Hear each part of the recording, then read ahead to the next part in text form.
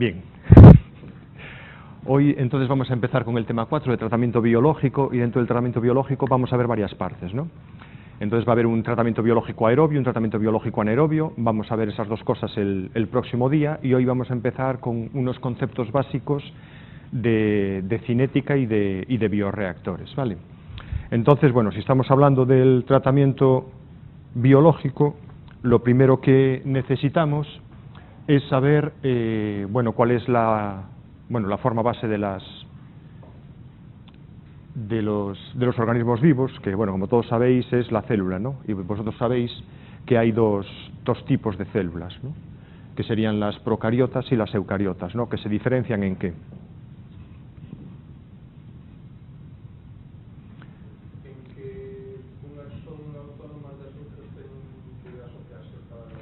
Bueno, no es una cuestión de autonomía. Básicamente, tienen diferencias, ¿no?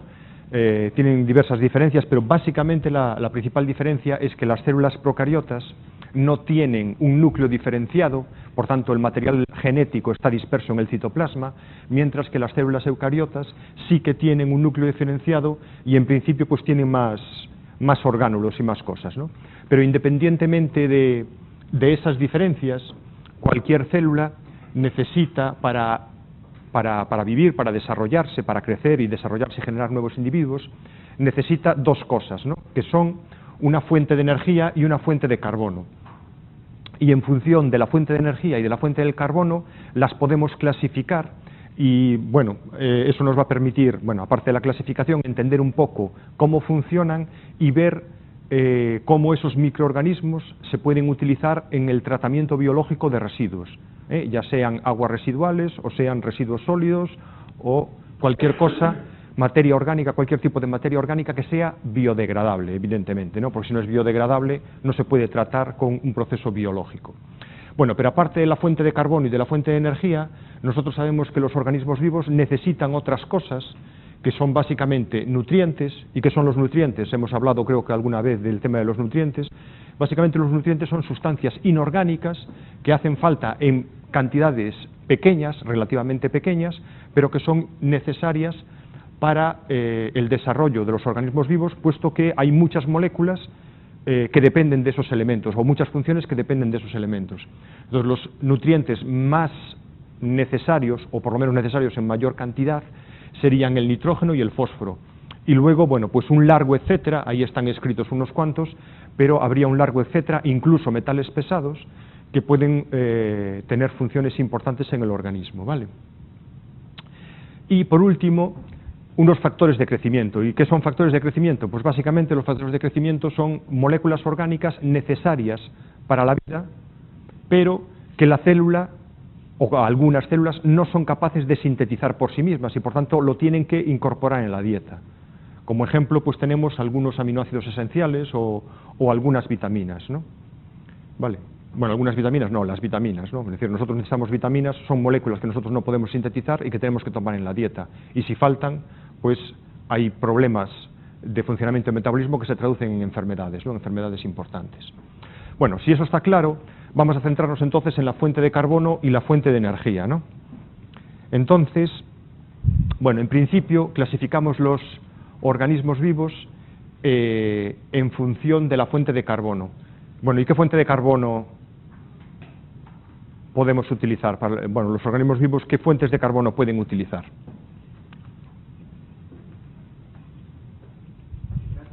¿Vosotros qué utilizáis? Bien, pues eso, dicho de otra manera, es carbono orgánico.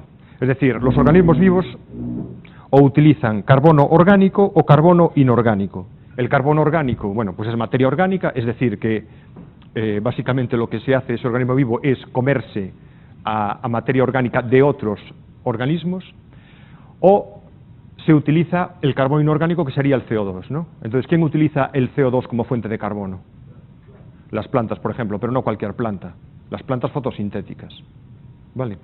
Que son la mayoría, o muchas de las que conocemos, o lo que entendemos por plantas, pero bueno, hay otros vegetales o plantas que no son fotosintéticos, ¿no? Pues tienen que tomar la materia orgánica de otros, bueno, del suelo o donde sea. De todos modos, eso es una parte que tampoco nos importa demasiado, ¿no? Nosotros vamos a ir más a los microorganismos, pero bueno, en principio tenemos claro que hay organismos que son capaces de utilizar el CO2 y otros que no somos capaces, tenemos que conformarnos con el carbono orgánico, es decir, con materia orgánica de otros organismos, ¿no? Bien, y con ese carbono orgánico, ¿nosotros qué hacemos? ¿Qué hacen los organismos vivos? Pues con ese carbono, bueno, perdón, con la fuente de carbono, con el carbono, ¿qué hacen? Bueno, pues generar nuevo material celular, crecer y generar más individuos, ¿vale? Pero para la síntesis, sí, repito, es decir, con ese carbono, ¿qué es lo que hacen los organismos vivos? Pues básicamente lo que hacen es crecer y multiplicarse, es decir, generar nuevos individuos, ¿vale? Es decir, lo que vosotros tomáis en la comida sirve para generar nuevas moléculas que forman vuestro organismo, ¿no? Proteínas y otras cosas. Dime, que me ves con una cara de... Claro, acabo de decir que utilizamos o carbono.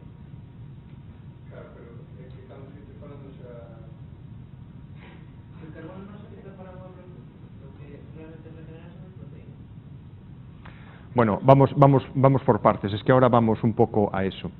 A ver, si tú imagínate un niño que está creciendo y que aumenta de peso, ¿no? Entonces, ese aumento de peso, ¿de dónde viene? Pues de la dieta, ¿no? Es decir, viene de lo que come, ni más ni menos. Por tanto, el carbono lo que hace es generar nuevo material celular, dicho de una forma muy aséptica. ¿Vale? Bien, quietos. Pero para sintetizar esas moléculas, es decir, para que mi organismo sintetice unas determinadas proteínas, necesita energía. ¿Y entonces de dónde saca la energía? Bueno, pues entonces vamos al siguiente. La energía, los organismos vivos la sacan de dos sitios, o de dos posibles sitios. Uno, de la luz, por tanto son organismos fotótrofos, por ejemplo, las plantas fotosintéticas, o pueden ser quimiótrofos, es decir, que esos organismos inducen reacciones químicas de oxidación, y todas las reacciones de oxidación desprenden energía y utilizan esa energía para la síntesis. Por tanto,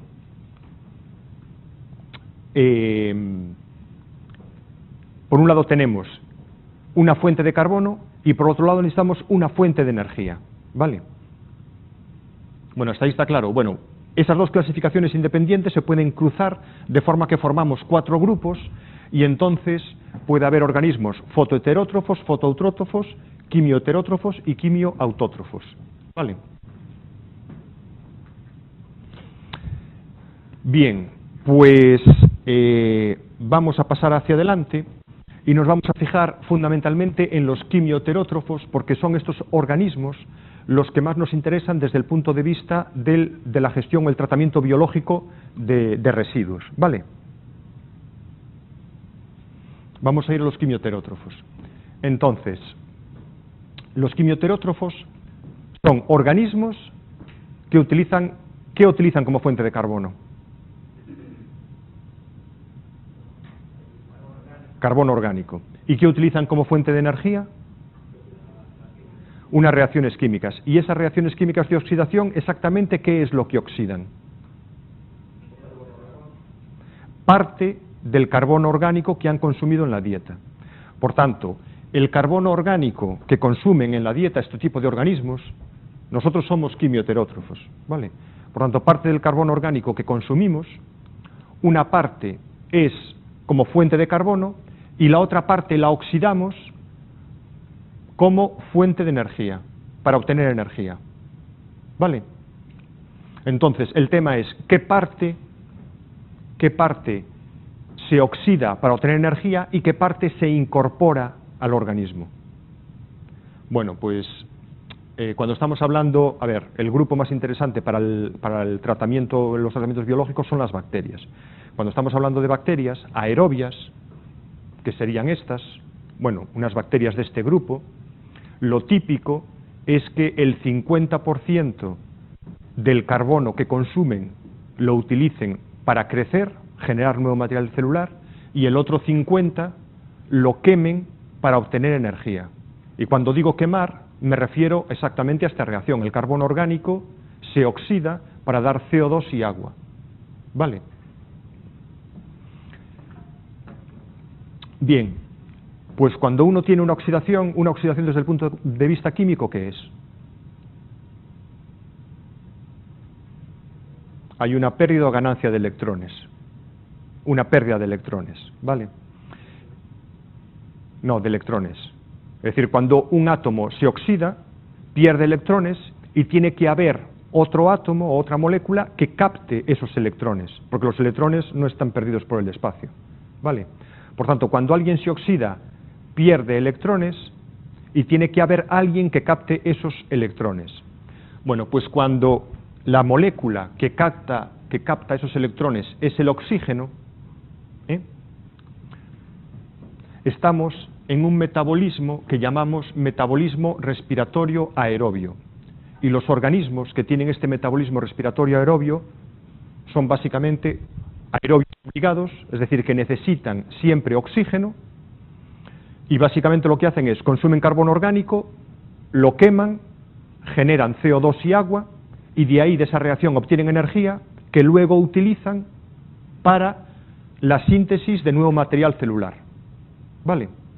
Bien, pues eso, básicamente, es lo que hacemos nosotros y es lo que hacen muchas bacterias que se utilizan en los procesos biológicos aerobios, ¿vale? Que veremos, bueno, pues en la práctica el próximo día.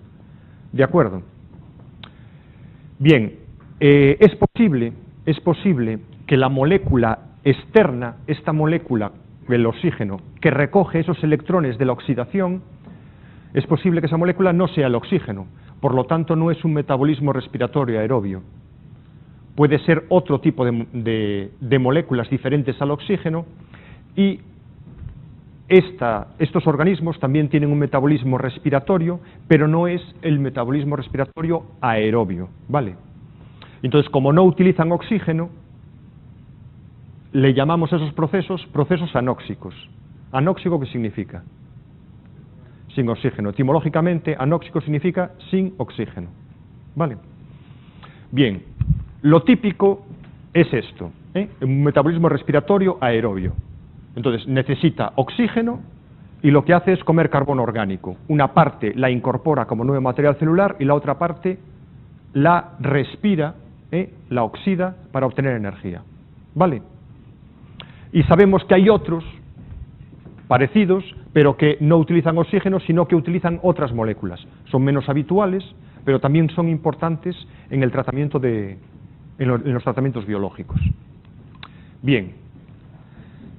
Aparte del metabolismo, sí. Bien, ahora vamos un momento a eso. Sí, porque ahora vamos a ver el anaerobio y comentamos eso. Bien, vosotros sabéis que hay algunos organismos, como bien has dicho, que son anaerobios. Y estos anaerobios lo que quiere decir es que no utilizan oxígeno. ¿Vale? Hasta ahí, hasta ese momento. Bueno, al igual que los otros organismos, al igual que los aerobios, estos microorganismos son quimioterótrofos, consumen carbono orgánico y al ser quimioterótrofos, evidentemente, el carbono orgánico se utiliza como fuente de carbono y la otra parte del carbono orgánico se utiliza como fuente de energía. ¿Vale? Bien, los típicos microorganismos anaerobios, ¿qué parte utilizan como fuente de carbono y qué parte queman para obtener energía? Pues más o menos, bueno, la relación es muy diferente a la anterior, ¿no? Es decir, utilizan mucho más para obtener energía e incorporan menos carbono para generar nuevas células, lo cual quiere decir que estos microorganismos básicamente quiere decir que se desarrollan más lentamente y el proceso de obtención de energía es mucho menos eficaz. Por eso necesitan utilizar tanto carbono para obtener una cantidad de energía que, bueno, en principio debería ser similar al otro caso. ¿Vale? Bueno, el caso es que en un metabolismo anaerobio no tenemos oxígeno y lo que hacemos es que el carbono orgánico se transforma para obtener energía, ¿vale? Y entonces el problema es que en esas transformaciones sobran electrones y esos electrones tienen que ser captados por alguna molécula, ¿sí? Es decir, parte del carbono se oxida, y los electrones que sobran tienen que ser captados por alguna molécula. Ahora bien, como no tenemos oxígeno ni interviene ninguna otra molécula externa a la célula, aquí está la diferencia. Como no interviene ninguna otra molécula externa a la célula, esos electrones tienen que ser captados por una molécula interior de la célula. ¿Vale?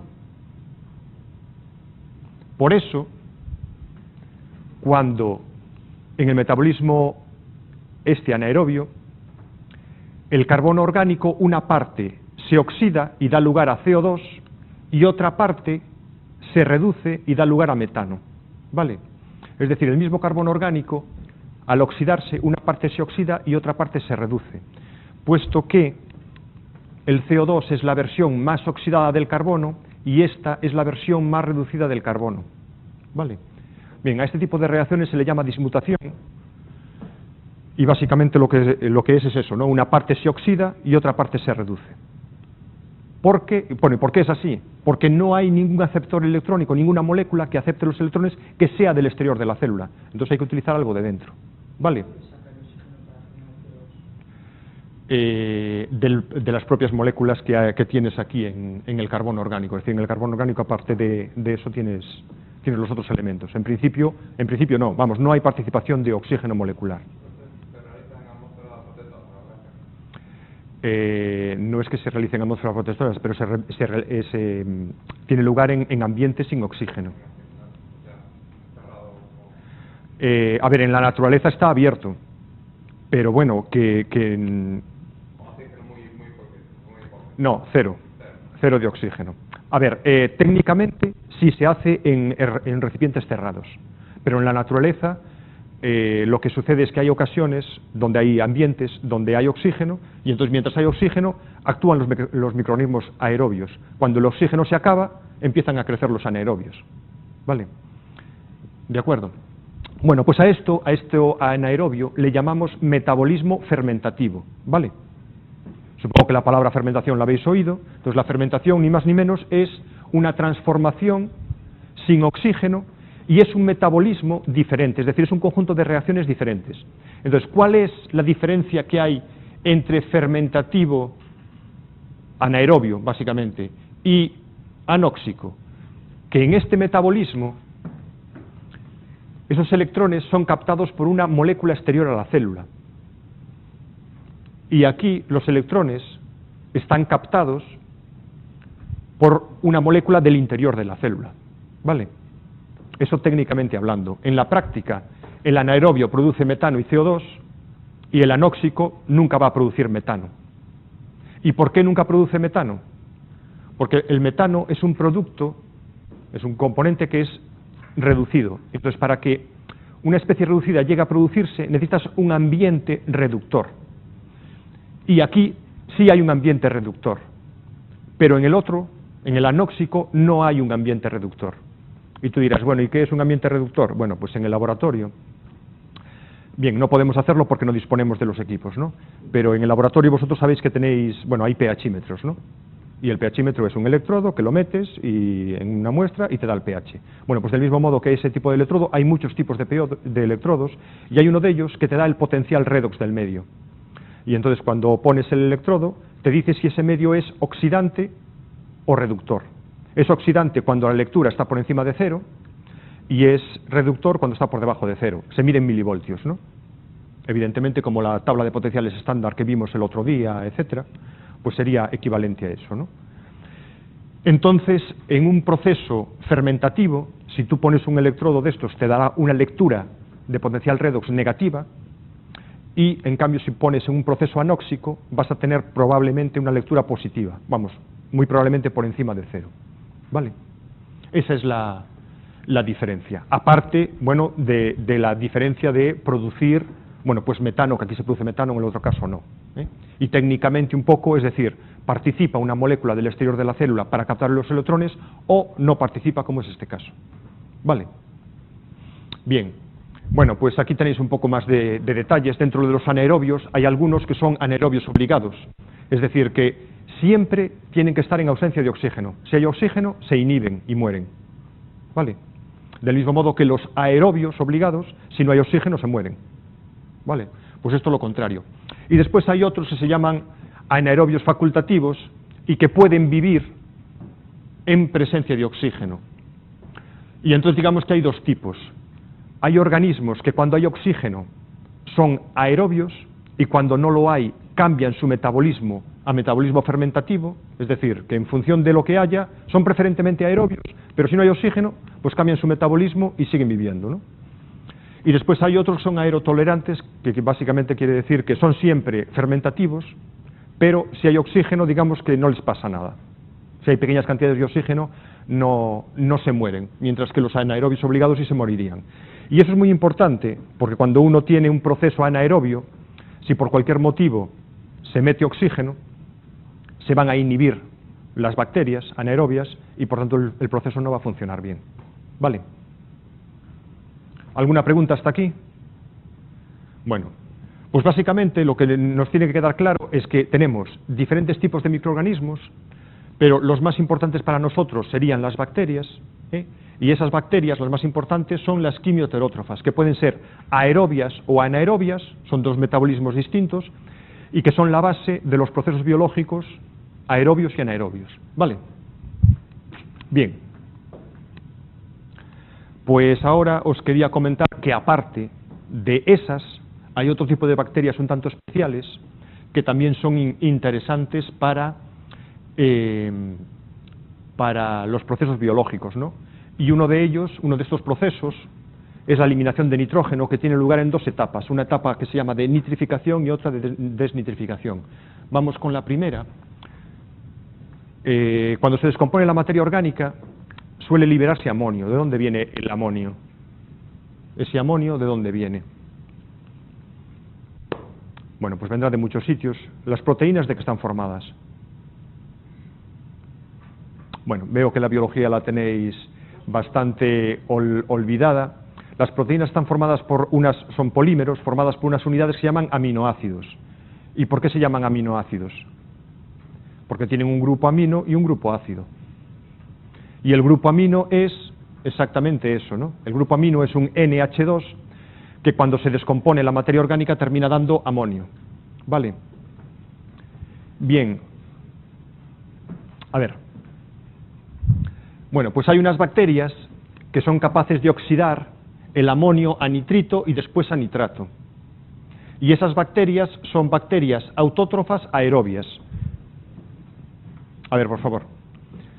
Son bacterias autótrofas aerobias, que son una cosa completamente distinta de lo que hemos visto. Es decir, esas bacterias necesitan oxígeno, pero no es un metabolismo aerobio como el que vimos, porque son autótrofas. ¿Eso qué significa?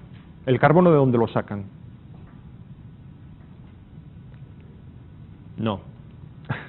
Si son heterótrofas, comen carbono orgánico. Si son autótrofas, utilizan el CO2. ¿Vale? Por tanto, son unas bacterias que son aerobias, pero utilizan CO2. Y son unas bacterias completamente distintas a las anteriores. Por lo menos tienen un metabolismo diferente a las anteriores. Y después, en la etapa de desnitrificación, lo que tenemos es que hay unas bacterias que son capaces de transformar el nitrato en nitrógeno gas.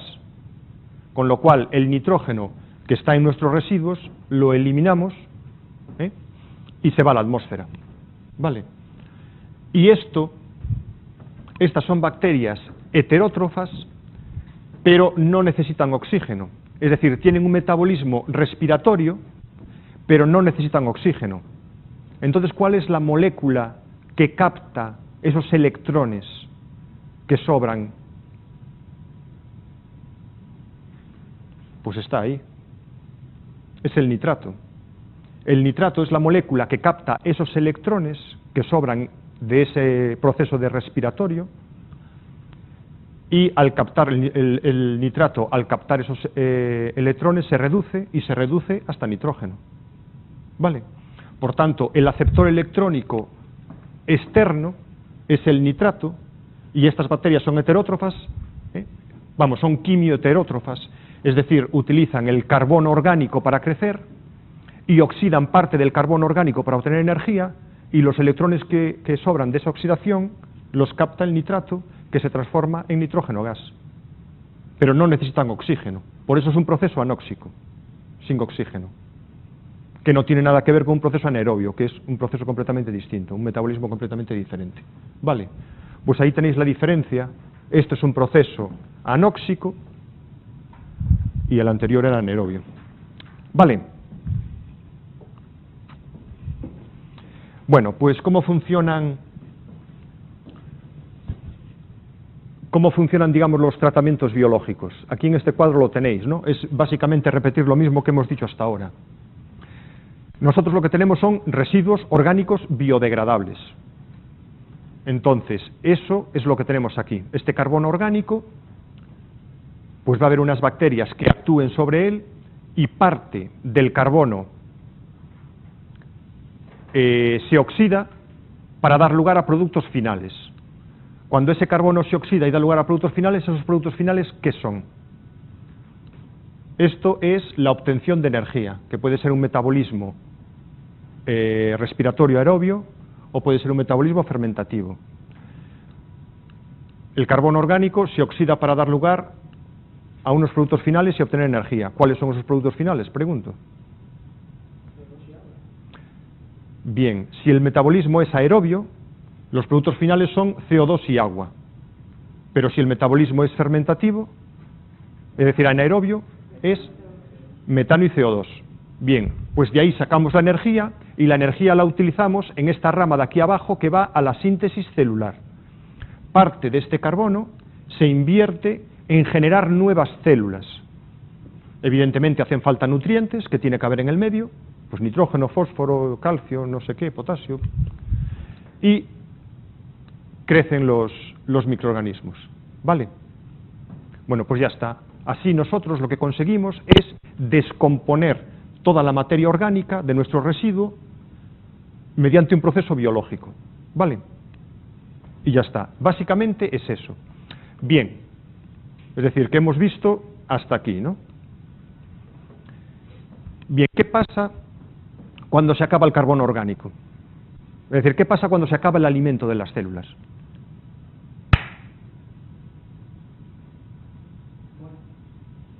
Falta alimento y se mueren. Bueno, exactamente entran en una fase que se llama respiración endógena y básicamente lo que hacen es que al faltar el alimento entran en esa fase de respiración endógena y respiran su propio material celular. ¿Qué significa que respiran su propio material celular? Que lo consumen, que lo oxidan para obtener energía. Oxidan su propio material celular. La respiración no es ni más ni menos que la oxidación de carbono orgánico para obtener energía. ¿Vale? Entonces, respiran su propio material celular y ¿qué es lo que se obtiene? En la respiración se obtienen los productos finales, que son CO2 y agua o metano y CO2, dependiendo de si la bacteria es aerobia o anaerobia. Y nos queda un residuo orgánico estabilizado, estable, que ya no es putrescible, es decir, que ya no se puede pudrir, y que, bueno, ya no tiene problemas medioambientales. Entonces, lo que era un residuo que tenía un problema en el medio ambiente, después queda ya un residuo estable que no tiene problemas y que contiene nutrientes, nitrógeno, fósforo, potasio y otras cosas, y por tanto se puede utilizar como enmienda del terreno, con objetivo de fertilizar. ¿Vale? No es un fertilizante, porque para ser un fertilizante hay que tener unos valores mínimos de nitrógeno, fósforo y potasio, pero sí que tiene una capacidad de fertilización o de abono, etc. A no ser que nuestro residuo orgánico esté contaminado, que tenga con moléculas orgánicas complejas no biodegradables o que tenga metales pesados y que no podamos utilizarlo precisamente por la presencia de esos contaminantes. ¿Vale? Entonces, bueno, dependiendo de dónde venga este residuo, pues al final tendremos un elemento de mejor o de peor calidad para ser usado en agricultura. ¿Vale? Bien, aparte de las bacterias, hay otros organismos que se pueden utilizar en los tratamientos, ¿no? Pero digamos que lo más habitual es utilizar bacterias. porque crecen más rápidamente, son más adecuadas cuando tenemos altas concentraciones de materia orgánica, etcétera, pero hay otros procesos donde se pueden utilizar algas o hongos, o incluso pueden aparecer animales y plantas superiores, más desarrollados, ¿no? Pero digamos que lo habitual en los típicos tratamientos es que se utilicen bacterias, ¿vale? Pero bueno, ahí tenéis la tal información general.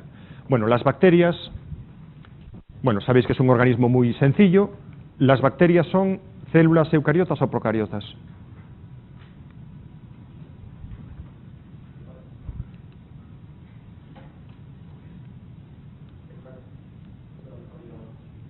Mira, son procariotas, ¿vale? Son procariotas, es decir, que tienen un núcleo diferenciado con todo el ADN ahí en el centro, vamos, sí, ¿no? Al revés, ya veo que estáis muy atentos. Al revés, efectivamente, es decir, no tienen ese núcleo diferenciado. Bien, bueno, básicamente las bacterias para crecer lo que necesitan es humedad, tiene que haber agua, y tiene que haber una cantidad suficiente de agua, ¿no? Si no hay agua, no crecen. Así como otros organismos, como los hongos, pueden sobrevivir con cantidades inferiores de agua, las bacterias no. Es decir, tiene que haber una cantidad suficiente. No necesita ser una masa fluida, con que haya una humedad mínima en el medio sería suficiente, pero sí que es necesario siempre la presencia de humedad, ¿vale? Y, bueno, pues básicamente están formadas por carbono, hidrógeno, oxígeno y nitrógeno. Evidentemente hay más elementos, pero bueno, con esta fórmula tenemos el 99,9% de la materia seca de una bacteria estaría en esta fórmula química, ¿no? Y bueno, el pH para una bacteria normalmente está en torno a la neutralidad, aunque dependiendo de los grupos podemos ir a rangos más amplios, ¿no? Podemos llegar a pHs alcalinos de 9,5 o a pHs ácidos de 4, pero lo más habitual es que estemos en un rango relativamente estrecho alrededor de pH 7. Y la temperatura, bueno, pues hay bacterias que se desarrollan mejor a temperaturas bajas, intermedias o altas, ¿no?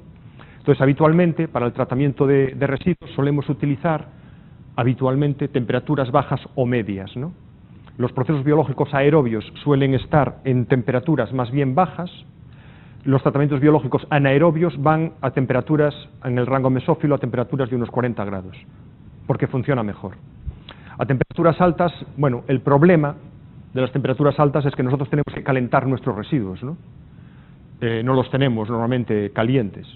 Por lo tanto, siempre hay un mayor consumo energético y hay procesos que no son tan estables, entonces el rango termófilo no se suele utilizar tanto, ¿vale? Bueno, crecimiento bacteriano. Básicamente las bacterias se crecen y cuando llega a un determinado tamaño se parten por dos y tenemos dos individuos, ¿no? Más pequeños que siguen creciendo, al llegar a un determinado tamaño vuelven a extinguirse. Bien, pues el tiempo entre cada división es lo que nos indica, bueno, pues un poco esa velocidad de crecimiento, ¿no? Para una bacteria típica, las bacterias se desarrollan muy rápidamente, ¿vale? Entonces, para una bacteria típica puede ser de unos 20 minutos, incluso menos. Bueno, por ejemplo, para un tiempo de generación de 30 minutos, a partir de una bacteria en 12 horas podríamos llegar a más de 16 millones. Entonces os imagináis que, digamos, la velocidad de crecimiento es muy rápida, mucho más rápida que otros microorganismos, ¿no? O que otros organismos. Siempre y cuando las condiciones del medio sean las adecuadas. Si no hay alimentos, si no hay nutrientes, si el pH no es adecuado, si la temperatura no es la adecuada, pues entonces la velocidad de crecimiento se reduce, ¿vale? Bien, suponiendo que nosotros tenemos unas buenas condiciones, las bacterias se desarrollan siguiendo esta curva de crecimiento donde se distinguen esas cuatro fases, ¿no? Entonces, esto sería la velocidad de crecimiento o cómo crecería a lo largo del tiempo. ¿Bien? Bien, vamos a ver. Imaginaos que nosotros tenemos un agua residual o un residuo cualquiera donde hay una buena temperatura, nosotros ajustamos la temperatura, el pH, los nutrientes, hay alimento suficiente, carbono suficiente, es decir, todo está en unos rangos, si no óptimos, buenos, ¿no? Bien, pues nosotros ponemos una pequeña cantidad de bacterias y entramos primero en esa fase de retardo, ¿vale? ¿Y por qué entramos en esa fase de retardo? Pues básicamente porque es como si las bacterias no se hubieran enterado de que están en unas buenas condiciones y todavía no empiezan a crecer, ¿no? Empiezan a desarrollarse lentamente. Entonces, cuando, digamos, se dan cuenta que están en un buen ambiente, entonces empieza esa fase de crecimiento exponencial. Y si las condiciones son óptimas, la velocidad de crecimiento en esta fase exponencial es la máxima velocidad de crecimiento a la que puede desarrollarse esa célula. Y esa velocidad máxima es característica para cada especie. ¿Vale? Bien, cuando empieza a faltar el alimento, la velocidad de crecimiento disminuye hasta que se llega a la fase estacionaria. ¿Qué significa la fase estacionaria? Pues significa que el número de individuos nuevos es igual al número de individuos que mueren. Y cuando ya no hay alimento, es cuando entran en la fase de muerte y por tanto el número de individuos disminuye. ¿Vale? Básicamente la fase de muerte corresponde con lo que llamamos antes metabolismo endógeno. Falta el alimento y entonces respiran su propio material celular para, bueno, se produce la lisis de la célula, la rotura y la muerte de las células. ¿Vale? Entonces normalmente nuestros procesos biológicos están pensados para operar en la fase de crecimiento exponencial o principios de la fase estacionaria, ¿no? Es decir, donde haya un rápido crecimiento y una descomposición rápida de la materia orgánica. Pero cuando queremos obtener ese residuo orgánico estabilizado que comentábamos antes, tenemos que llevar el proceso biológico hasta las últimas consecuencias. Es decir, tenemos que llegar hasta la fase de muerte, para que la mayor parte de los microorganismos que hay en el medio también se mueran y tengamos ese residuo orgánico estabilizado, que es lo que nosotros, vamos, es lo que es estable y que podemos utilizar como enmienda en el terreno o como sea. ¿De acuerdo? ¿Todo claro? Bueno, pues en función del tiempo de tratamiento, bueno, las bacterias veis que son los microorganismos más abundantes, pero pueden aparecer otro tipo de organismos, ¿no?, en los procesos. Entonces aquí, bueno, aparecen algunos, y básicamente, de forma general, podemos decir que cuando hay una alta concentración de materia orgánica, los organismos que se pueden desarrollar mejor son las bacterias, y a medida que, digamos, vamos depurando y que hay una menor concentración de materia orgánica, pueden aparecer organismos superiores. ¿Vale? Bueno, simplemente eso. De todos modos, nosotros nos vamos a fijar en las bacterias, que es lo que nos interesa, y listo. Y entonces vamos a ver el tema de los bioreactores para el tratamiento biológico. Bien. ¿Qué hora tenemos?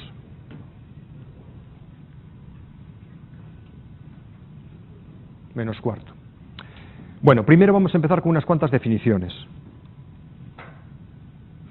A ver, todo esto lo tenéis en FITIC, la misma presentación, y tenéis también un pequeño dossier con todo esto explicado en texto, ¿no? Por lo tanto, si os surge alguna duda, podéis ir ahí y leerlo con calma y verlo. Entonces, ahora lo que me gustaría es que entendierais cómo funciona esto, ¿no? Entender las definiciones y tal, y bueno, las ecuaciones no tenéis que memorizarlas, y cuando las necesitéis podéis echar mano de las ecuaciones. Bueno, velocidad de crecimiento. Esta es la velocidad de crecimiento de un microorganismo. ¿Cómo se define? Pues la derivada de la concentración frente al tiempo. Ningún problema, ¿no? Es decir, cuántos individuos aparecen por unidad de tiempo. ¿Vale? Bien, lo que pasa que es mejor definir una velocidad de crecimiento específica, es decir, no es lo mismo que aparezcan 5 individuos nuevos si tenemos 5 células que si tenemos 1000. Es decir, el esfuerzo es diferente. Por lo tanto, vamos a dividir por la cantidad de células que tenemos y entonces definimos la velocidad específica de crecimiento, es decir, cuánto crece referido a la cantidad de microorganismos que tenemos. Y esta es la relación que hay entre las dos expresiones de la velocidad absoluta y la velocidad específica. ¿Vale? Bien, lo que dijimos antes es que cuando todas las condiciones son óptimas, un microorganismo crece a la velocidad máxima que puede hacerlo, que es característica de ese microorganismo. Y a esa velocidad le llamamos velocidad máxima de crecimiento y la representamos por esta mu máxima que tenemos aquí. ¿Vale? Entonces, cuando tenemos todo óptimo, pH, temperatura, nutrientes, y sustrato, pues crece a esta mu máxima, ¿vale? Pero ¿qué pasa si tenemos menos sustrato? Vamos a suponer que todo es óptimo, pero el sustrato es lo que está limitado. Bueno, pues lo que vamos a observar es que la velocidad de crecimiento se va a reducir a medida que reducimos la cantidad de sustrato. Y aquí tenemos el sustrato, nosotros nos movemos hacia atrás, lo que vemos es que crece, cuando tenemos mucho sustrato, crece a la velocidad máxima, pero si reducimos la cantidad de sustrato también se reduce la velocidad de crecimiento. Y esto se modeliza con esta ecuación que se llama modelo de Monod, que es una forma de representar cómo varía la velocidad de crecimiento de un microorganismo frente a una limitación de sustrato, ¿vale? Hay más expresiones, pero esta es, bueno, una muy utilizada, puesto que, bueno, da buenos resultados en la práctica, ¿vale? Bueno, mu máxima ya sabemos qué es K sub S. K sub S se llama constante de afinidad y nos da una idea, a ver, matemáticamente es cuando la concentración de sustrato es igual a K sub S, la velocidad de crecimiento es la mitad de la máxima, ¿vale? Entonces, más o menos nos da una idea de si existe mucha avidez por el sustrato o no. Es decir, si ese sustrato es fácil de consumirse o no es fácil de consumirse, ¿vale? A ver, yo sé que esto se está grabando y queda para la posteridad, pero os voy a contar igual, ¿no? Es decir, vosotros vais a unos pinchos, ¿no? Y entonces lo primero que se acaba es el salmón y el jamón, ¿no? El pincho de tortilla y la pizza es lo que queda ya al final, ¿no? Es lo que nadie se come. Bueno, pues básicamente el K sub S nos da esa idea, ¿no? Es decir, el sustrato que nosotros le ponemos, ¿le gusta o no le gusta? ¿Se lo come fácilmente o no se lo come fácilmente? Bueno, pues cuanto más pequeño sea K sub S, más fácilmente se lo come, ¿vale? Esa es la idea.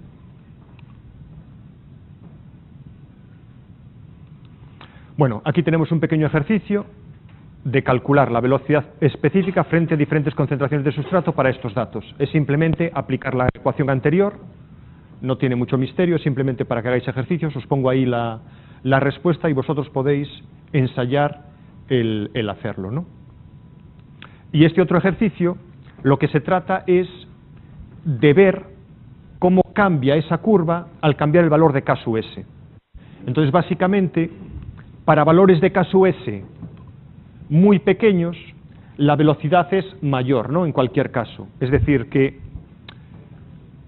cuando la constante de afinidad es más pequeña, hay un consumo más rápido del sustrato, ¿vale? Y eso se ve en esa familia de curvas. La curva más baja corresponde para un K sub S de 500, la curva más alta para un K sub S de 1. Dime.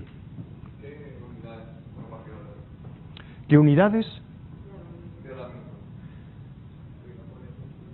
La velocidad específica son días, bueno, es tiempo a la menos 1. Sí, vale, d a la menos 1, sí, son días a la menos 1. Sí, la velocidad específica tiene unidades de tiempo a la menor, la inversa del tiempo. Vale. Al dividir por la concentración de microorganismos, aquí al dividir por la concentración de microorganismos, las unidades de esto y esto se van y solamente quedan las unidades del tiempo dividiendo abajo. ¿Vale? Y son, bueno, en este caso son días a la menos 1. Bueno, ¿y el consumo de sustrato cómo es? Bueno, pues el consumo de sustrato, al igual que antes, es la variación de la concentración de sustrato frente al tiempo. Pero cuando nosotros tenemos un sistema de flujo, imaginaos que tenemos un agua residual que entra en un reactor biológico para ser tratada, ¿no? Bueno, pues, ¿cómo sería la velocidad de consumo de sustrato? Bueno, pues tenemos que ver lo que sale menos lo que entra, dividido por el tiempo que ha permanecido dentro, eso es la velocidad de consumo de sustrato, ¿vale? Y el tiempo que ha permanecido dentro le llamamos θ, y es la relación que hay entre el caudal y el volumen. Eso no solo para un reactor biológico, para cualquier unidad. El tiempo de residencia de un fluido dentro de un equipo es la relación que hay entre el caudal y el volumen. Sí, bien, efectivamente, es volumen partido caudal. Sí, porque está aquí dividiendo. Bueno, cuando dije relación me refería a la relación entre dos variables, no estaba pensando exactamente el orden, ¿vale? Y bueno, al igual que antes, también podemos definir una velocidad específica de consumo de sustrato, que básicamente es decir cuánto sustrato se come cada microorganismo, que es esto de aquí abajo. Sí, dime. ¿Por qué es negativo? Ah, vale, porque esto, a ver, la variación de sustrato respecto al tiempo es negativo, puesto que el sustrato se va consumiendo, ¿no? Bueno, no tengo aquí ahora una tiza. El sustrato se consume, por tanto esta derivada es negativa y esta R sub S es negativa. Esto es negativo y por eso le ponemos un signo menos, ¿vale? No os lo comenté, bueno, me pareció, bueno, no me di cuenta, pero sí que es importante, está definida aquí como negativa, ¿vale? Intrínsecamente. Bueno, y ahora la utilización de sustrato. ¿Os acordáis lo que os dije antes, no? De las bacterias aerobias y anaerobias, que se comían el carbono orgánico, una parte la respiraban y otra parte la incorporaban como nuevo material celular. Y el tema es, ¿qué parte, no? Bueno, pues esa parte es la I. La I es la parte que se incorpora como nuevo material celular. Y 1 menos I sería lo que se respira. Entonces esta I, para una bacteria aerobia, normalmente es 0,5, un 50%. Para una bacteria, dije aerobia, ¿no? Para una bacteria anaerobia, bueno, con todas las generalidades que podemos hacer y todas las excepciones, podemos poner que es un 20% o incluso menos, ¿no? Un 20, 15%. Después depende de la bacteria en cuestión, ¿no? Pero en general, para los procesos ambientales, podemos tomar ese valor. Bueno, pues simplemente combinando esta ecuación con las anteriores, pues nos salen estas otras ecuaciones que vamos a utilizar después, y aquí nos sale este parámetro K, que es un parámetro también característico de cada bacteria, puesto que es el cociente de dos parámetros característicos de cada bacteria, ¿vale? Por tanto, son dos constantes, la mu máxima y la I son característicos de cada bacteria. Al dividir nos da otra variable que también es característica de cada bacteria, ni más ni menos. Y por último, siempre estamos hablando de crecimiento, pero sabemos que a veces las células se mueren, ¿no? Y por tanto, si los microorganismos se mueren, pues desaparecen, y si desaparecen, pues no hacen ese proceso, ¿no?, de depuración o de degradación de la materia orgánica. Por lo tanto, tenemos que tener en cuenta la muerte celular. Hay muchos procesos de muerte celular. Se pueden morir porque falta alimento, porque faltan nutrientes, por cambios de pH, por presencia de tóxicos o inhibidores, por depredadores, es decir, organismos superiores que se alimentan de ellos, etcétera, ¿no? Entonces, claro, como todo eso sería muy complejo, pues lo que vamos a hacer es hacer lo más sencillo posible, y es decir, ¿qué pasó?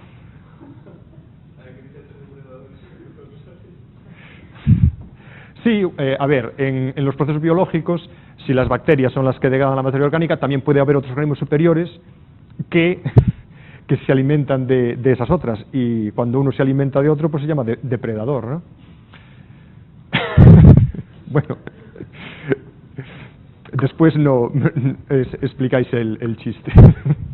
Bueno, venga, pues vamos a poner la expresión lo más sencilla posible, ¿no? Que sería decir, bueno, ¿cuántas células se mueren? Bueno, pues se mueren una cantidad proporcional al número de células, es decir, cuantas más tengo, más se pueden morir. Y entonces le ponemos aquí este K sub D, y entonces podemos redefinir nuestras ecuaciones, incluyendo la velocidad de crecimiento y la velocidad específica de crecimiento. Vamos a meter la muerte celular ahí dentro, y entonces cuando estamos hablando de expresiones cinéticas con la muerte celular le ponemos una prima, ¿vale? Entonces tenemos la Rx', es la velocidad de crecimiento que tiene en cuenta la muerte celular, y la mu', que sería la velocidad específica de crecimiento que tiene en cuenta la muerte celular, ¿vale? ¿Hasta aquí bien? ¿Todo claro? Bien, estoy encantado. Bueno, pues entonces vamos a los reactores. Tenemos diferentes tipos de reactores, ¿no? Y entonces vamos a ver básicamente dos tipos. Y el primero de ellos es el reactor continuo de mezcla completa, que dicho de otro modo es simplemente, podemos imaginarlo, como un tanque agitado. Es decir, es un reactor que cuando entra nuestro influente se mezcla automáticamente, inmediatamente, con todo el contenido y, bueno, se descompone la materia orgánica porque hay microorganismos ahí dentro y sale una corriente, ¿no? Y lo que hay que tener claro es que lo de dentro está perfectamente mezclado. Esa es la única característica de este reactor. Por lo tanto, lo que sale es exactamente lo mismo que lo que hay dentro.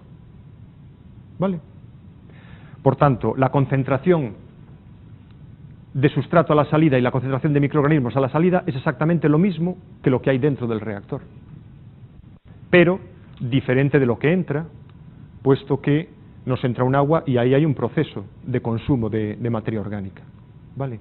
Habrá un tiempo medio de permanencia del fluido dentro de ese reactor, que es la relación entre el volumen y el caudal, y si ese tiempo medio de permanencia es muy grande, la depuración va a ser muy grande. Si ese tiempo es muy cortito, la depuración va a ser corta, porque no le da tiempo a los microorganismos a degradar la materia orgánica. ¿Vale? ¿Hasta ahí todo claro? Bueno, pues para hacer el diseño de este reactor, lo único que tenemos que hacer es un balance de materia a los microorganismos. Los balances de materia ya sabéis cómo funcionan, y entonces tenemos que los términos de entrada más generación es igual a salida más acumulación. ¿Cuántos microorganismos entran?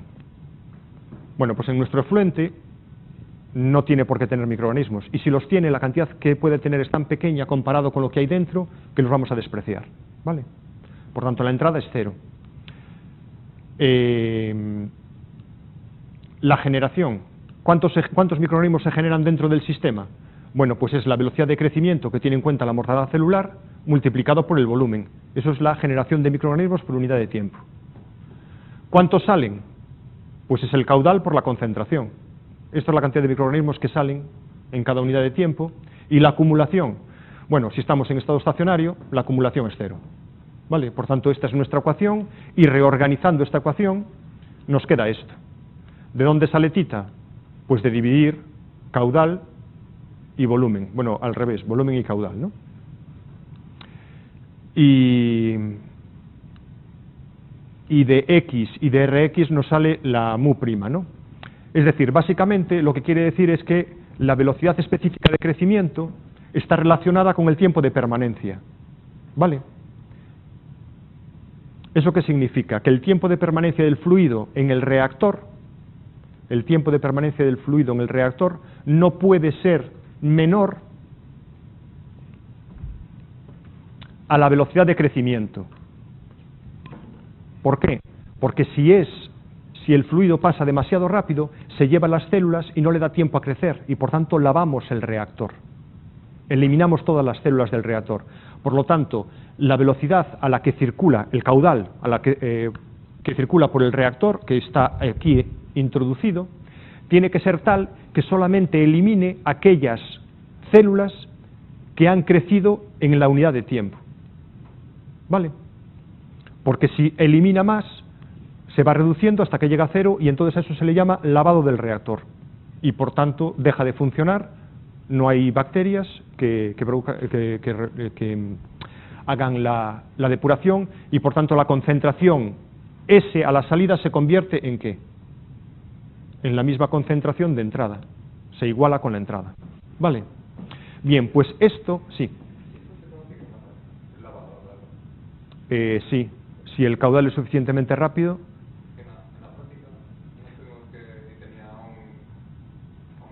Es que en la práctica, sí, claro, pero a ver, en la práctica nosotros tenemos una unidad, un decantador, que separa la biomasa y la devuelve al interior del reactor, que es lo que aquí no hay.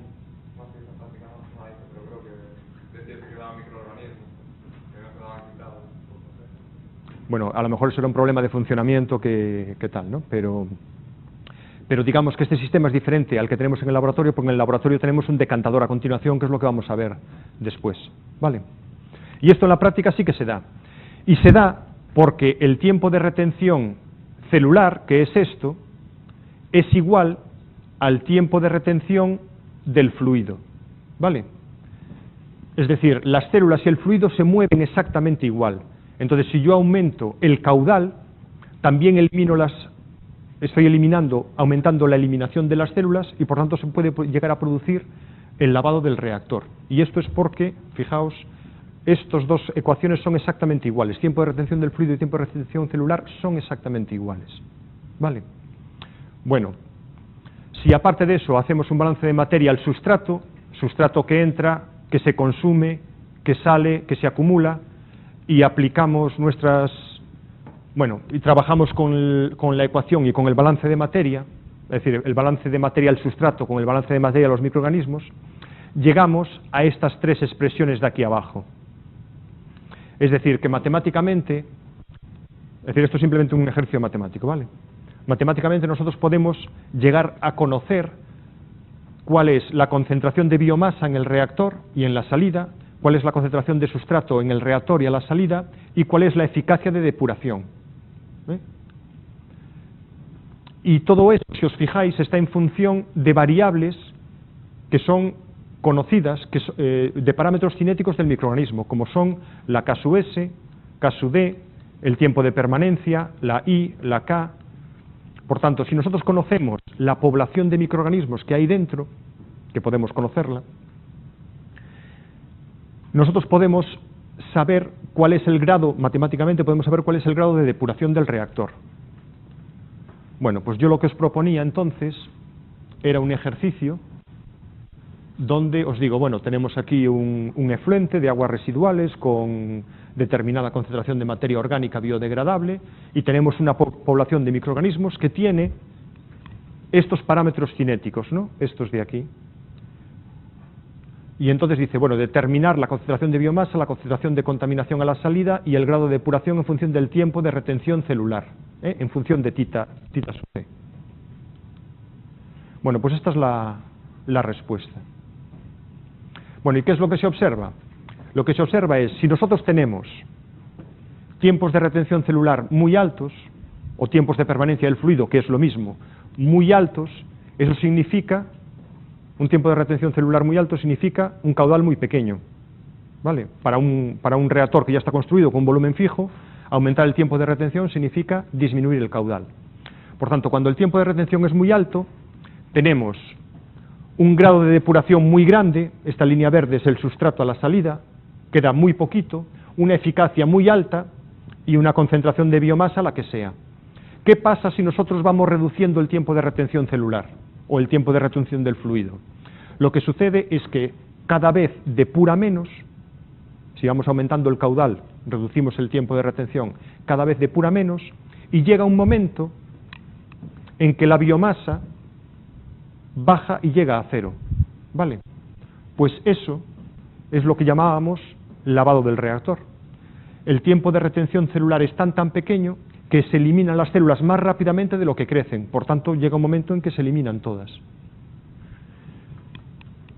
Entonces nosotros no podemos operar por debajo de este tiempo, ¿no? Este tiempo es aproximadamente 0,45 días. Nosotros no podemos operar por debajo de ese tiempo, tenemos que operar siempre por encima. Es la única manera de que el reactor funcione. ¿Vale? Y entonces, ¿dónde operamos? ¿Tú dónde operarías? ¿A qué valor? Sí, por encima, sí, pero ¿cuál? Dime. En 1, por ejemplo. ¿En qué tiempo? En 1. ¿Tú operarías, por ejemplo, en 1? El problema de operar con un día de retención celular es que estás aquí. Y esta es una situación muy inestable. Porque si hay cualquier problema, el sistema puede evolucionar hacia el lavado del reactor. ¿Vale? Entonces, por seguridad, hay que operar siempre muy lejos de este punto. Un factor que sea entre 2 y 20 veces este valor. ¿Vale? Entonces, si esto es 0,5, por 2 nos daría, bien, nos daría 1. Y por 20 nos daría 10, ¿no? Bien. La variación es mínima, ¿cómo? En 1 y en 10, poco varía la curva. ¿Cuál? ¿La de biomasa? Sí, cuando empieza abajo. Bueno, pero a nosotros no nos importa tanto la biomasa, sino la eficacia de depuración y la concentración a la salida. Entonces no es lo mismo estar aquí, es decir, no es lo mismo depurar un... un 90 que un 99. Claro, es lo que digo, que es que hace una recta. Bueno, pero a ver, eso también es un ejercicio, también depende de estos parámetros, ¿no? A lo mejor estos parámetros... Por ejemplo, a partir de 4, Sí, haría lo mismo, ya, más o menos, sí. Pero bueno, siempre tienes que operar suficientemente lejos de aquí para que cuando haya cualquier reacción de caudal o cualquier retardo, es decir, imagínate que te entra alguna especie, algún inhibidor o algo así y las bacterias no crecen bien, se te puede producir el lavado del reactor si estás muy cerca de esta situación. Por lo tanto, hay que estar lo suficientemente lejos para evitarlo, ¿vale?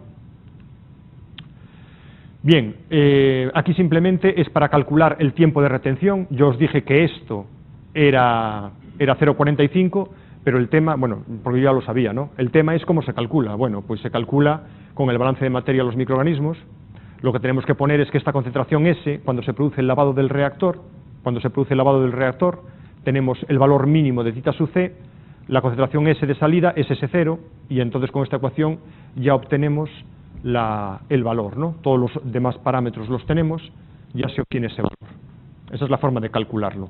Pero hay que multiplicar por el factor de seguridad para operar, ¿no? Que anda más o menos entre 2 y 20, ¿no? Bien, esa es la depuradora de Vigo, ¿vale? Entonces, el agua entra aquí, el agua entra por aquí, aquí tienen el desbaste, el desalinador, esto supongo que lo habéis visto en otra asignatura, ¿no? Aquí tenéis el tratamiento primario y esto es el tratamiento secundario. Hay dos reactores biológicos, ¿vale? Hay dos reactores biológicos que son exactamente iguales, quiero decir, que tienen el mismo volumen, pero son distintos, los podéis ver aquí, ¿no? Este es más ancho y este es más estrecho, pero más profundo, ¿vale? Inicialmente los iban a hacer los dos iguales, pero como no había espacio suficiente, tuvieron que hacer este más pequeño, ¿no? Bien, pues está diseñada la depuradora, bueno, más pequeño, no, más estrecho y más profundo. La depuradora está diseñada para 3 metros cúbicos por segundo y los reactores biológicos pusieron 2, entonces cada uno recibe solamente 1,5 metros cúbicos por segundo. Bueno, pues imaginaos por un momento que el sistema de depuración, vamos, es este que tenemos aquí, es exactamente estos parámetros, y por tanto el tiempo mínimo de retención celular y el tiempo mínimo de retención del fluido es 0,45 días. Mi pregunta es, teniendo en cuenta que tiene que tratar 1,5 metros cúbicos por segundo, tenéis que calcular el volumen del reactor, ¿vale? Bueno, pues si calculáis el volumen del reactor, os va a salir un volumen enorme, ingente, mucho más grande que eso que hay ahí. Y entonces el tema es, ¿por qué? Bueno, pues el tema es porque en el sistema que nosotros hemos puesto, lo que sucede es que los microorganismos crecen, pero se van con el efluente, se van y nunca vuelven, ¿no? Por lo tanto, estamos limitados, el caudal que puede circular, o el tiempo de retención, está limitado por la velocidad de crecimiento de los microorganismos. ¿Qué pasa? Si nosotros le ponemos un decantador y esos microorganismos los recirculamos, lo que estamos haciendo es independizar el tiempo de retención celular del tiempo de retención del fluido, con lo cual nosotros podemos utilizar caudales mucho más grandes sin que se lave el reactor. ¿Por qué? Porque realmente sacamos los microorganismos del reactor, pero los separamos y los devolvemos. Entonces conseguimos que el tiempo de retención celular sea alto, que es lo que queremos, y el tiempo de retención del fluido puede ser mucho menor, entonces podemos tratar mucho más. Y si el tiempo de retención del fluido es mucho menor, los reactores van a ser mucho más pequeños, ¿vale? Bueno, ¿cuánto da la operación? Así, ¿qué volumen tendríamos?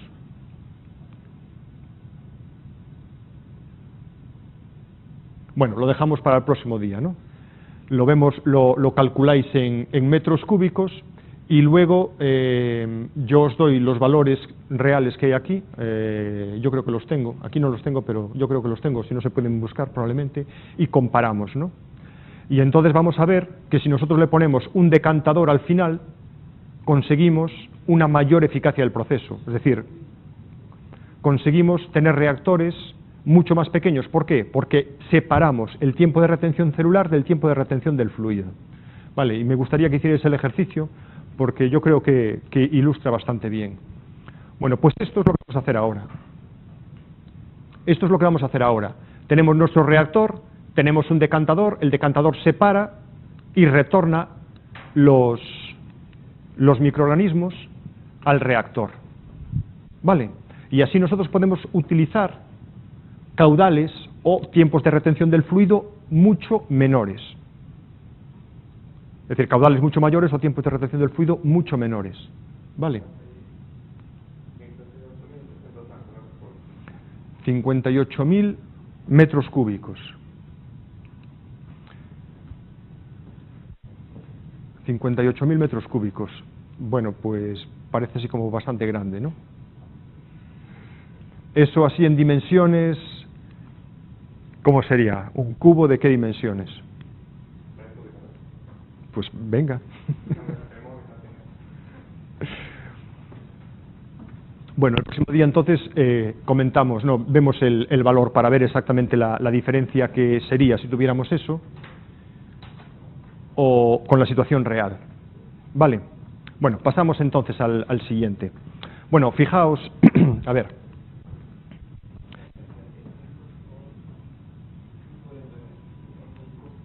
¿Cómo? Es decir, un cubo de 40 metros.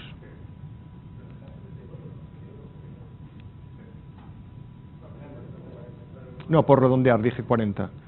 Hombre, pues en dimensiones, no sé exactamente qué dimensiones tiene, ¿no? 40 metros ya me parecen muchos. Yo creo que 40 metros es mucho más que esto que hay aquí. Y evidentemente esto debe de tener 2-3 metros de fondo como mucho. No tiene 40 metros de fondo. Por lo tanto, evidentemente, estamos con unos equipos muchísimo, pero muchísimo más grandes que los que realmente tenemos. ¿Por qué? Bueno, pues el tema está en la independización del tiempo de retención celular y el tiempo de retención del fluido. Bueno, venga, vamos a esto. A ver, fijaos en este sistema. En el sistema, entonces, a ver, el agua entra, ¿no? El efluente entra, es tratado, aquí se separa la biomasa y sale nuestro efluente depurado. Entonces, aquí no sale biomasa, ¿vale? Esa XUE que tenemos aquí debería ser 0. Entonces, toda la biomasa sale, baja y retorna al reactor, con lo cual está en ciclo cerrado. Entonces, cuando llegamos al estado estacionario, como no queremos que siga aumentando la cantidad de biomasa, tenemos que purgar. Esta sería la purga, es decir, todos los días tenemos que sacar una parte. ¿Y qué parte tenemos que sacar? Pues exactamente toda la biomasa que ha crecido en las últimas 24 horas.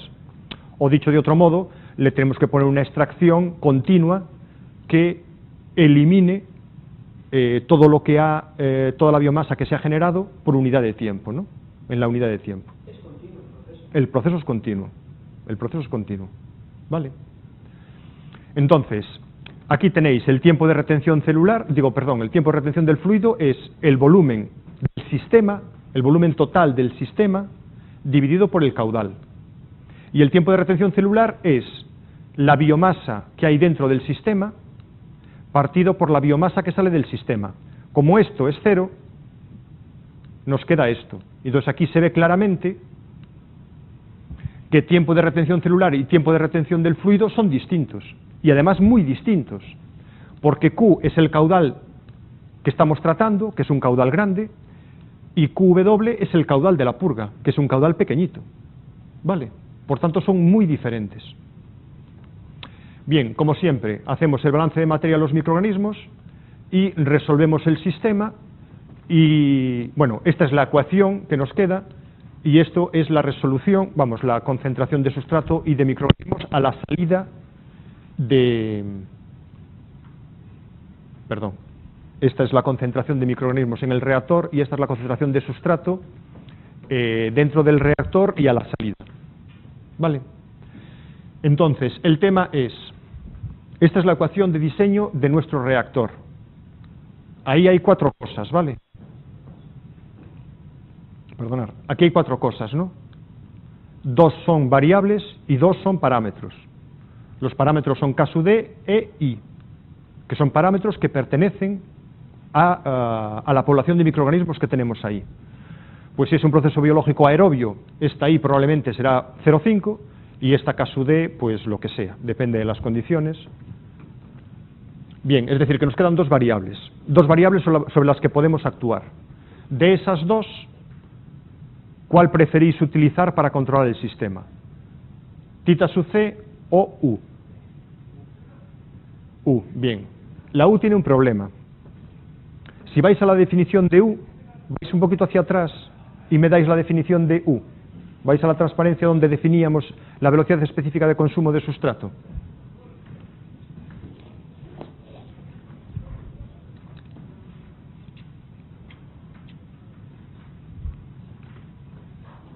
A ver. U es igual a ¿qué? S0 menos S partido tita por X. No se ve bien. Espera que tenga la luz.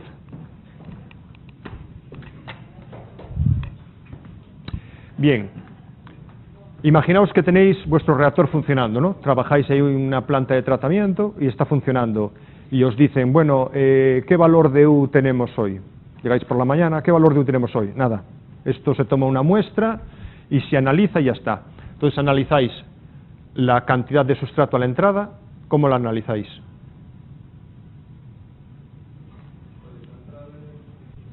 No, ¿qué técnica analítica empleáis? Hombre, si es una planta depuradora de aguas residuales urbanas, utilizaríais... A ver, si son aguas industriales y tenéis solamente un componente, podéis tener un equipo de análisis más sofisticado que determine la concentración de ese componente.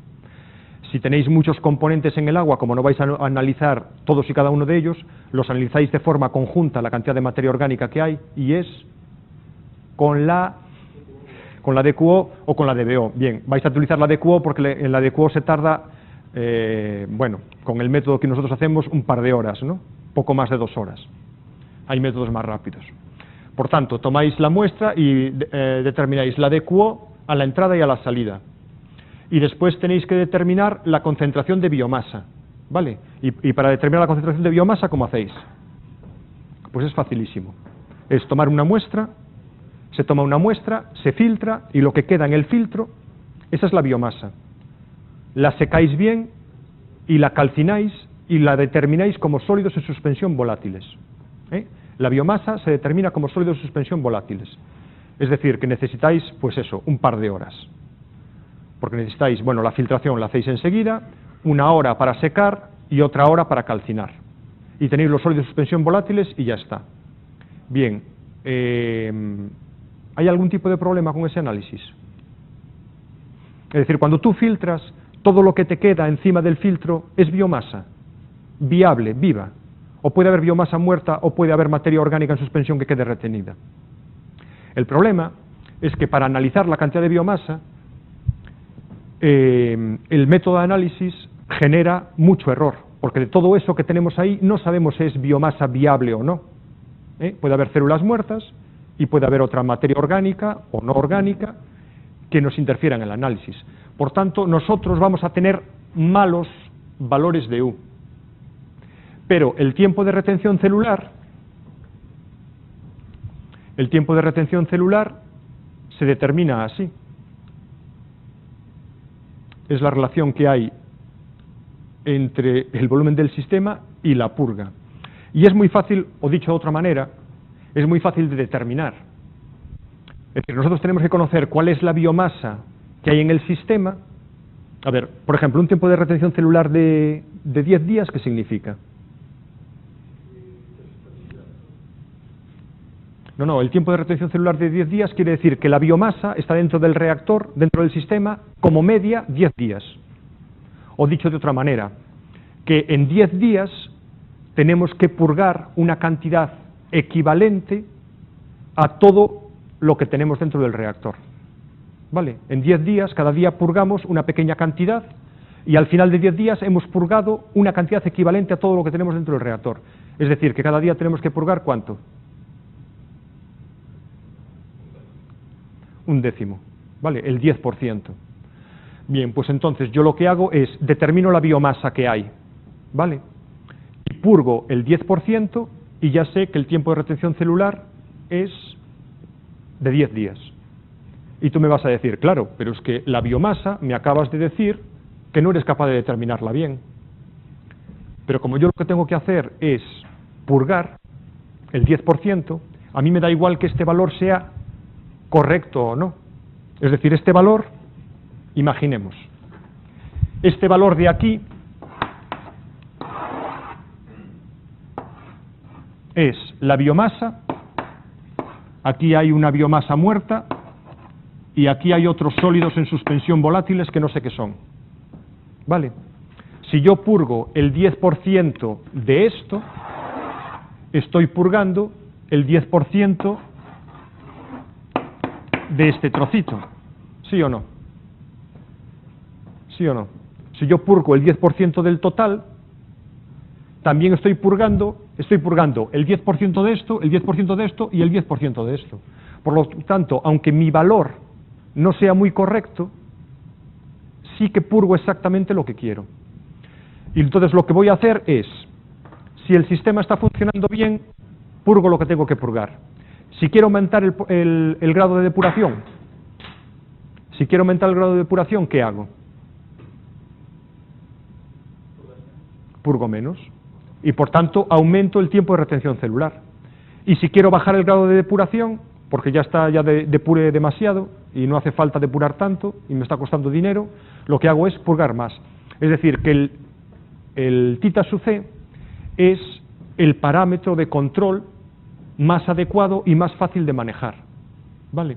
Y simplemente actuando sobre la purga, aumentando o disminuyendo la purga, podemos aumentar o disminuir el tiempo de retención celular y por tanto el grado de depuración. ¿De acuerdo? Bueno, pues igual que en el caso anterior,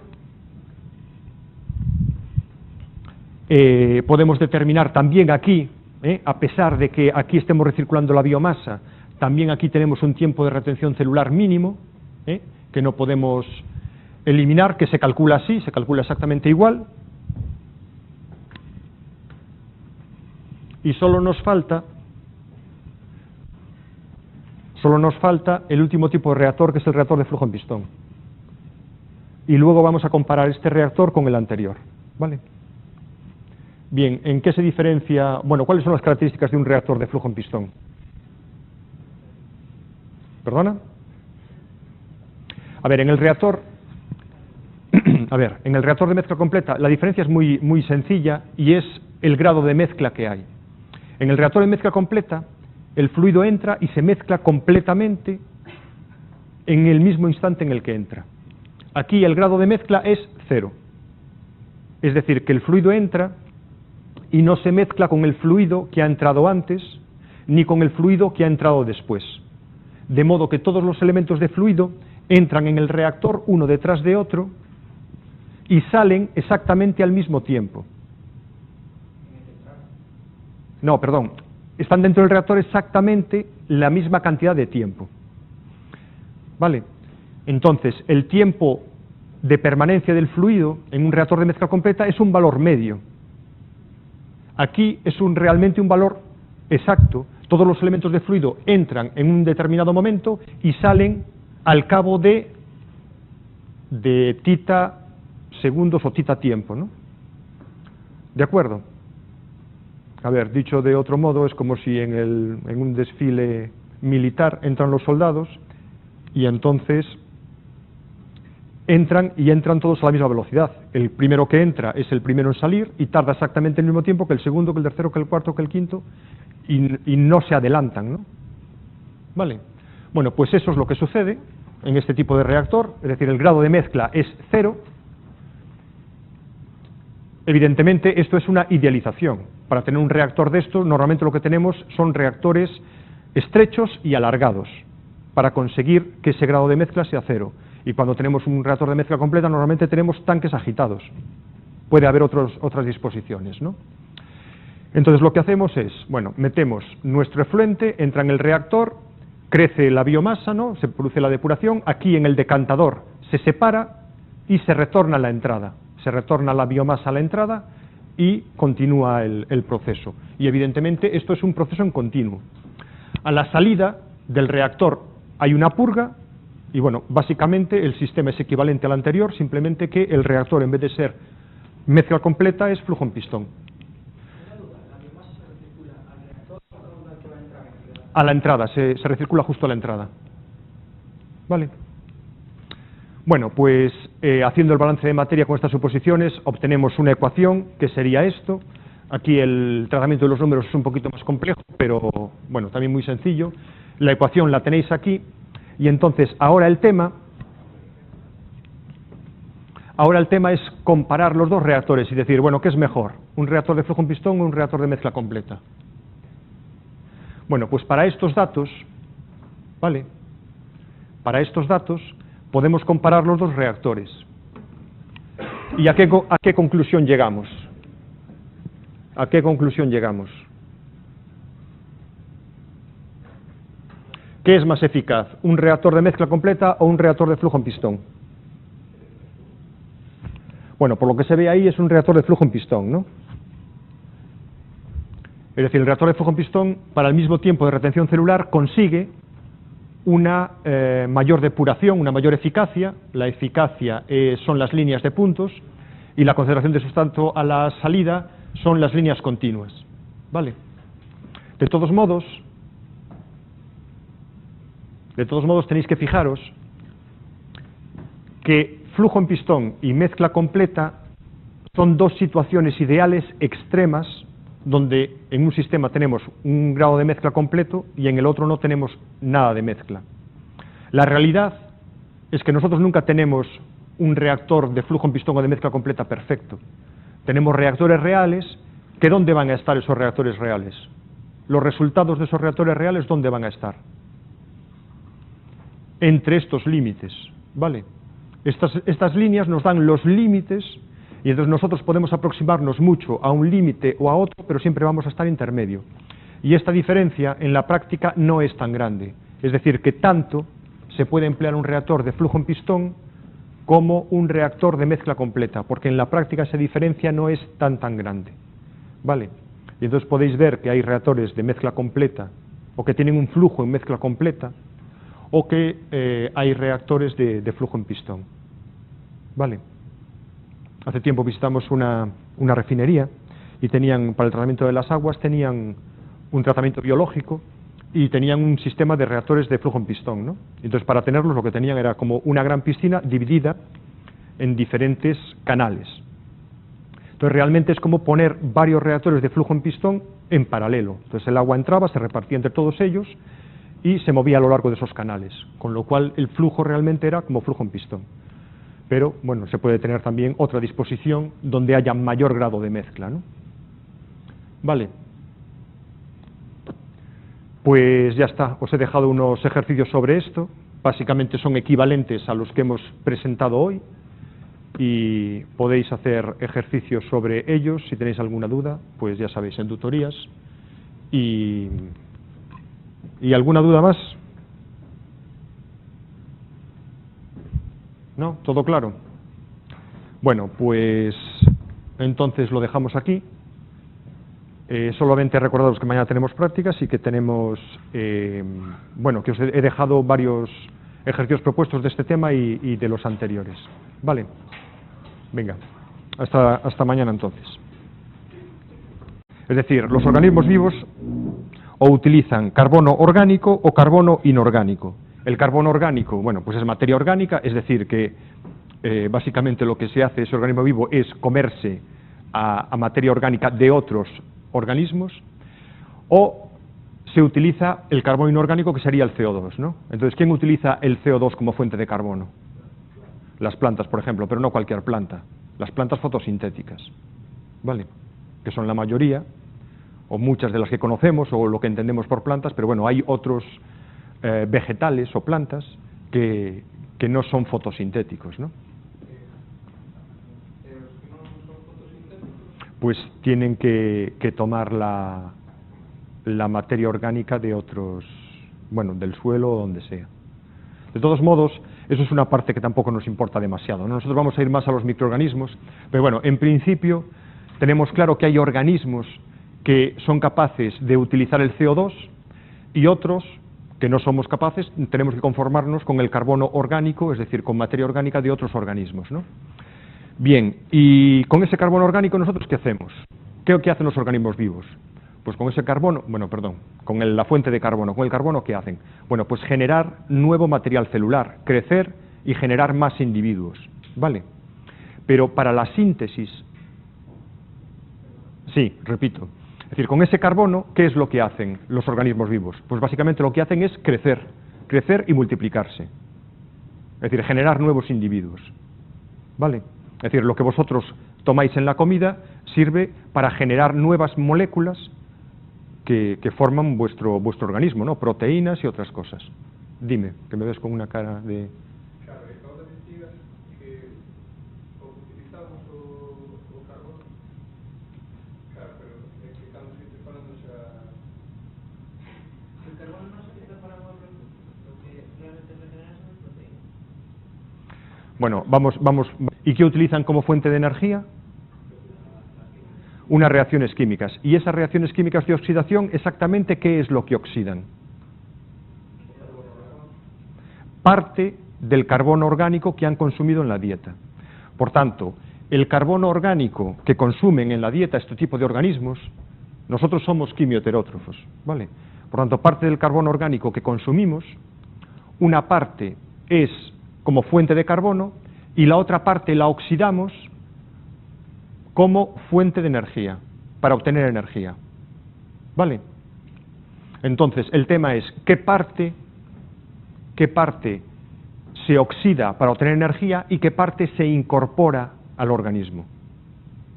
Bueno, pues cuando estamos hablando, a ver, el grupo más interesante para el tratamiento, los tratamientos biológicos son las bacterias. Cuando estamos hablando de bacterias aerobias, que serían estas, bueno, unas bacterias de este grupo, lo típico es que el 50% del carbono que consumen lo utilicen para crecer, generar nuevo material celular, y el otro 50% lo quemen para obtener energía. Y cuando digo quemar, me refiero exactamente a esta reacción. El carbono orgánico se oxida para dar CO2 y agua. ¿Vale? Bien, pues cuando uno tiene una oxidación desde el punto de vista químico, ¿qué es? Hay una pérdida o ganancia de electrones. Una pérdida de electrones, ¿vale? No, de electrones. Es decir, cuando un átomo se oxida, pierde electrones y tiene que haber otro átomo o otra molécula que capte esos electrones, porque los electrones no están perdidos por el espacio, ¿vale? Por tanto, cuando alguien se oxida, pierde electrones y tiene que haber alguien que capte esos electrones. Bueno, pues cuando la molécula que capta esos electrones, vamos por partes, es que ahora vamos un poco a eso. A ver, tú imagínate un niño que está creciendo y que aumenta de peso, ¿no? Entonces, ese aumento de peso, ¿de dónde viene? Pues de la dieta, ¿no? Es decir, viene de lo que come, ni más ni menos. Por tanto, el carbono lo que hace es generar nuevo material celular, dicho de una forma muy aséptica. ¿Vale? Bien, quietos. Pero para sintetizar esas moléculas, es decir, para que mi organismo sintetice unas determinadas proteínas, necesita energía. ¿Y entonces de dónde saca la energía? Bueno, pues entonces vamos al siguiente. La energía los organismos vivos la sacan de dos sitios, o de dos posibles sitios. Uno, de la luz, por tanto son organismos fotótrofos, por ejemplo, las plantas fotosintéticas, o pueden ser quimiótrofos, es decir, que esos organismos inducen reacciones químicas de oxidación y todas las reacciones de oxidación desprenden energía y utilizan esa energía para la síntesis. Por tanto,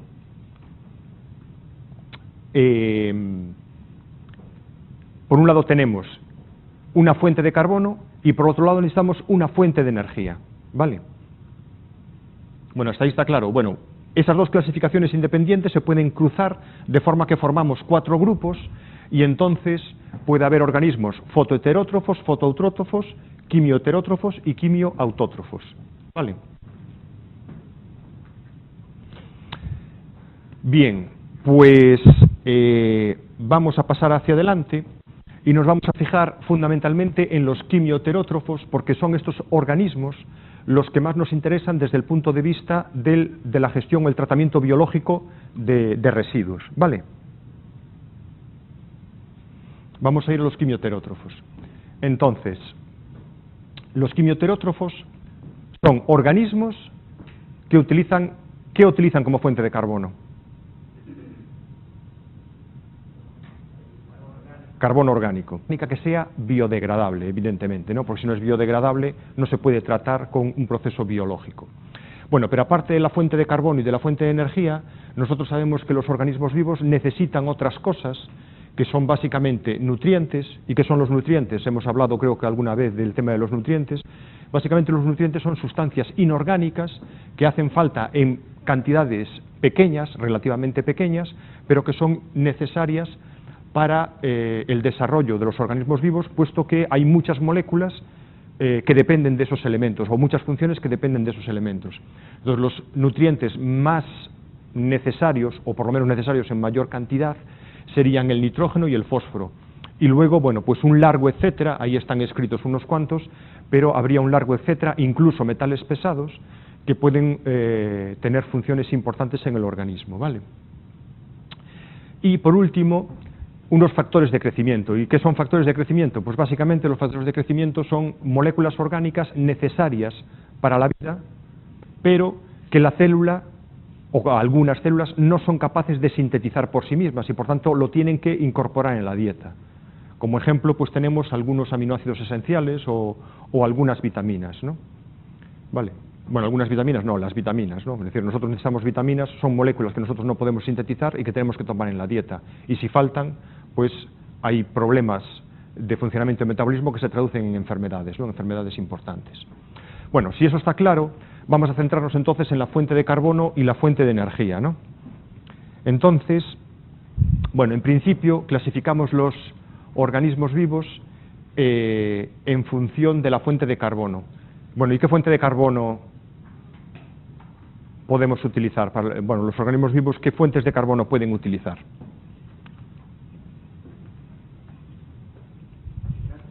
¿Vosotros qué utilizáis?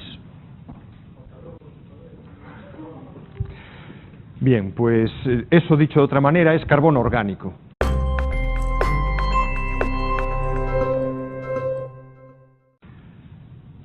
Bien.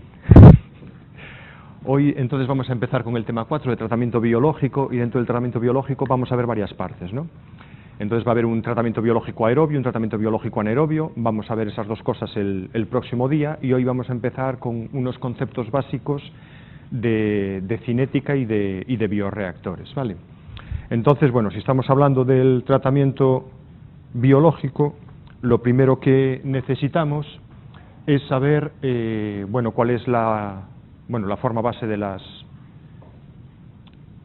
los organismos vivos, que, bueno, como todos sabéis, es la célula, ¿no? Y vosotros sabéis que hay dos tipos de células, ¿no?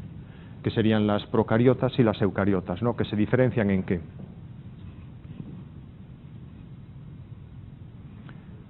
que unas son autónomas das outras teñen que asociarse para... Bueno, no es una cuestión de autonomía. Básicamente, bueno, tienen diferencias, ¿no?